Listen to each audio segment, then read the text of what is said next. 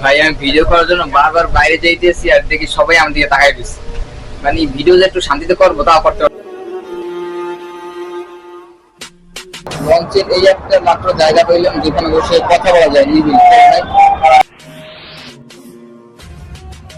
Good morning বন্ধুরা, আমি এখন ঢাকা চলে এসেছি, চলেন দেখাই আপনাদের।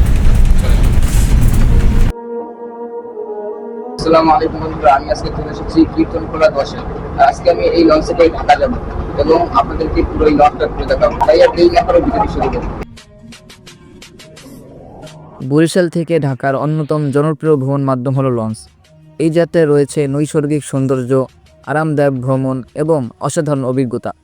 আজকের ভিডিওতে আমরা দেখব কিভাবে বরিশাল থেকে লঞ্চে ঢাকায় যাওয়া যায়, কি কি সুবিধা আছে এবং কেমন অভিজ্ঞতা পাওয়া যায়। চলো শুরু করি।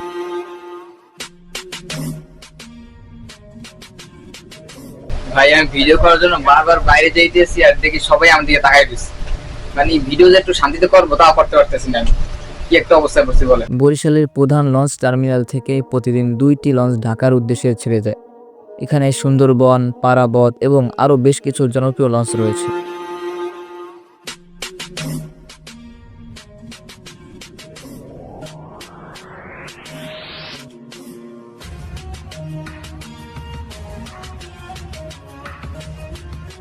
লঞ্চে ওঠার পর প্রথমেই আমরা দেখে নিই এর ভেতরের পরিবেশ। এখানে সাধারণ যাত্রী কেবিন, ফ্যামিলি কেবিন এবং বিলাসবহুল ভিআইপি কেবিন রয়েছে।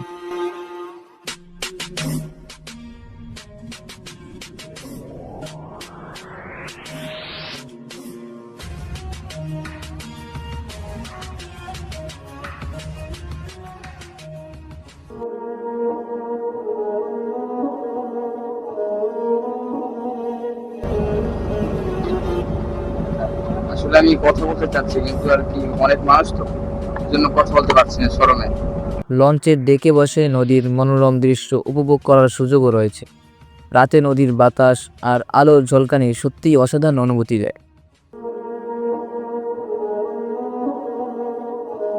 লঞ্চের এই একটা মাত্র জায়গা পাইলাম যেখানে বসে কথা বলা যায় নিবিড়। এখানে বসে ভিডিও করতে কোনো লজ্জা লাগে না, কিন্তু ভিতরে আশেপাশে অনেক মানুষ তো আর কি কথা বলতে চায় না সবার সামনে বসে।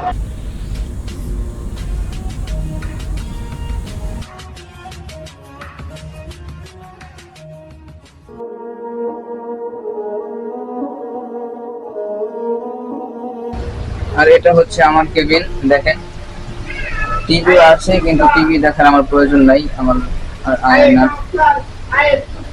অনেক সুন্দর কেবিনটা। আবার ইনশাআল্লাহ দেখা হবে। গুড মর্নিং বন্ধুরা, আমি এখন ঢাকা চলে এসেছি, চলেন দেখাই আপনাদের। চলেন।